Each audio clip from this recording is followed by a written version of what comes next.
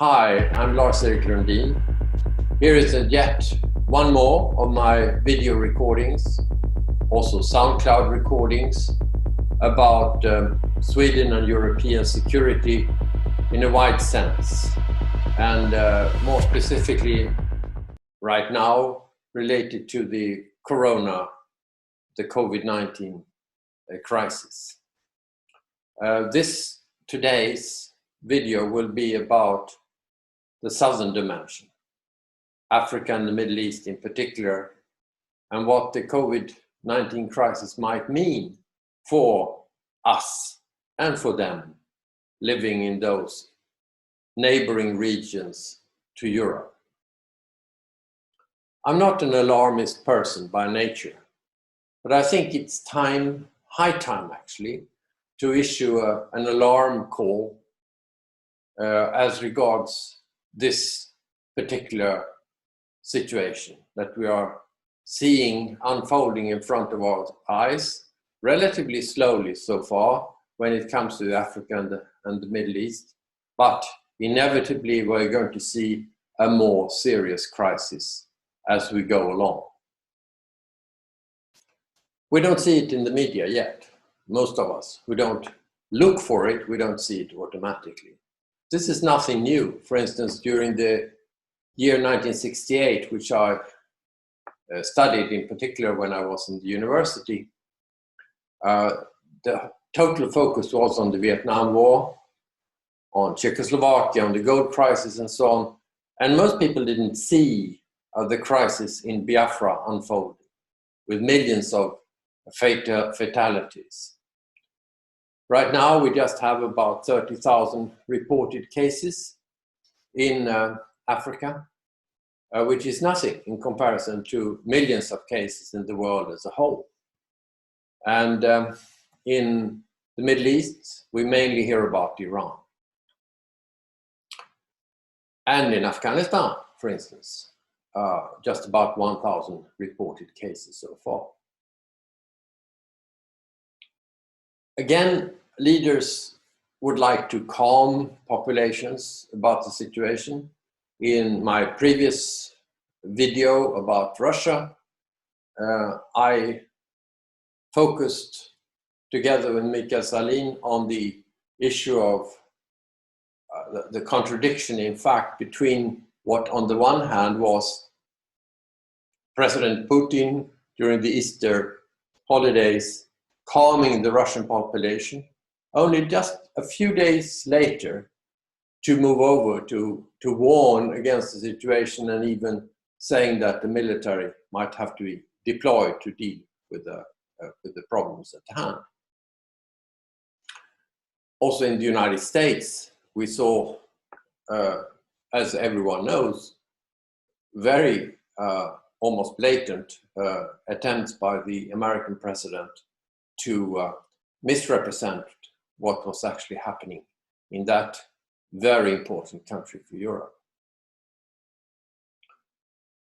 So there are already analytical pieces out on what's happening in Africa and the Middle East, also in the medical journals such as The Lancet. But they are already dealing with the situation as it was a month or 2 months ago. And I predict that we're going to see much more of this as we go along. It is against this background that it's important to recognize the global call for attention issued by the Secretary General of the United Nations, Tony Guterres, already in March, put out an appeal for a global ceasefire in the regions which are also likely to be hit by the corona crisis. Well, of course, this is a call which has been widely supported in Europe, including by the United Kingdom and France as permanent members of the Security Council, but which had not been fully supported by Russia or the United States, both arguing that there are interventions that might be necessary in the various conflicts, in the various counter-terrorism campaigns, undertaken by these countries. And of course, for the United States, it's also an issue of Israel, keeping a possibility for Israel to intervene, for instance, in relation to its conflict with Iran. We'll come back to that a little bit later. The point is, however, that there is a certain tendency that people are listening, for instance, in Yemen, but we don't have at all the full realization of the importance of this call yet. And it coincides with the pressure on the United Nations systems, where countries are now stopping to pay their dues to the UN system, making it even more difficult for the UN system to function. And indeed, the United States has also blocked the World Health Organization funding. It's been replaced by others like Bill Gates, but the damage has already been done, that right in the middle of the crisis where everyone needs to come together to fight the virus, the most important country in the world is then playing the role of undermining the international multilateral system.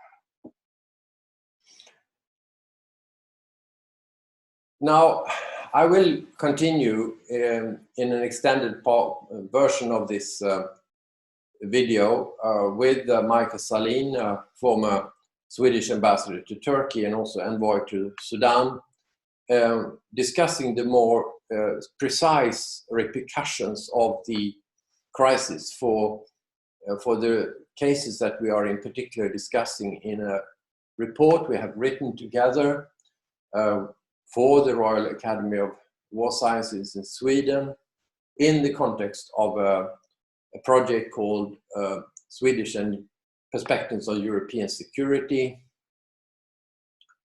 and in particular on the southern dimension of European security.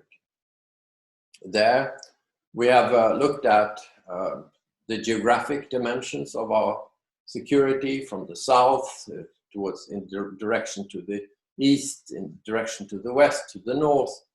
And in the southern dimension, of course, we have focused on thematic threats, flow security issues, such as how to protect the flows that we need from the south, and at the same time to interdict negative flows, such as terrorism, organized crime, illegal migration, and so forth. This has been one part of the analysis. The other part has been how to avoid war spilling over to Europe and interdict major threats such as the proliferation of weapons of mass destruction and so forth. In all of this, we came up with a preliminary report which has been out for comments for some time now, which focus on the painful balancing act that European governments and the European Union will have to perform a painful balancing act in responding to these challenges, because there is almost never a simple solution to these problems. And it's being now further aggravated by the corona crisis with the COVID crisis. So I'm happy to say that when I've been out making some noise about the earlier video podcast and the issue of the COVID crisis effect on European security, one of the first comments I received was, "What about Africa?" And also one US comment that we got on the report itself said, "Well, listen, you have to update your conclusion because the COVID crisis is going to change some of these conclusions." So I mentioned before that there has already been some analysis of the impact of the crisis. In Lancet, for instance, they have looked at how has the crisis relate in the Chinese phase, the first phase of the crisis.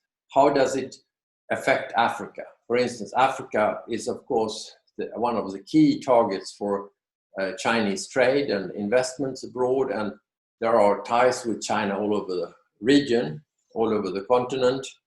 Lancet has been looking at, on the one hand, the possibility for countries like South Africa, Algeria, Egypt to manage the infections, which a fairly good possibility to do that on the current levels, just a couple of thousands of cases on the one hand. And on the other, of course, what about the more vulnerable countries in the region, which might come later in the infection cycle?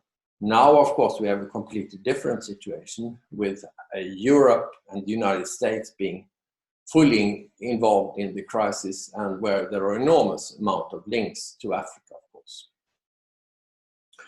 So we have to update our analysis of the impact of the crisis from this perspective consistently. So what we've seen so far in the statistics, with just about 30,000 cases as registered as towards the end of April, let's see how it might develop over the months and years to come. Because if you look back to the Spanish flu, and here you see the curve for the UK of the Spanish flu, it was a flu pandemic which lasted over several years in a situation where the population was very weakened due to the First World War, which is a situation we have in Africa, actually. We have a weakened population in many of these countries due to famine, environmental difficulties, grasshoppers, and what have you, other illnesses, a weakened health system. How might this develop? Well, it depends, of course, whether the pandemic is going to hit the warmer countries in the same way it's hit the northern hemisphere. We don't know yet whether this notion that it might hit less in the south than in the north is a myth or not. Secondly, we don't know whether there are going to be the same type of spread also generally in Africa as we have seen in the northern countries. And of course, we don't know what age groups are going to be affected. What we've seen so far is that younger age groups are affected more in the south than we have seen in the north so far, with more fatalities on the average than we have seen in the north on the average. And of course, still we don't know how this will relate to secondary illnesses. In the Spanish flu case, we had bacterial infections of the lungs following the virus infections. We don't know whether this will be the case again. We know, of course, that the possibility to deal with bacterial infections are much, much better now, but we don't know whether the health systems will be prepared to manage that. So we're not talking about a limited pandemic like the Ebola. We are talking about a very wide issue. And of course, the World Health Organization Director General has pointed in particular to the risk of countries, affecting countries with weaker health systems.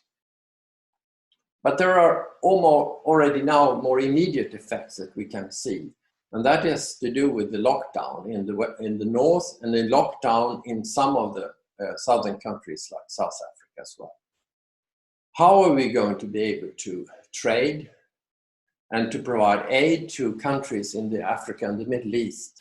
How are we going to be able to be present there to the extent that might be necessary in order to promote cooperation and development in these important regions?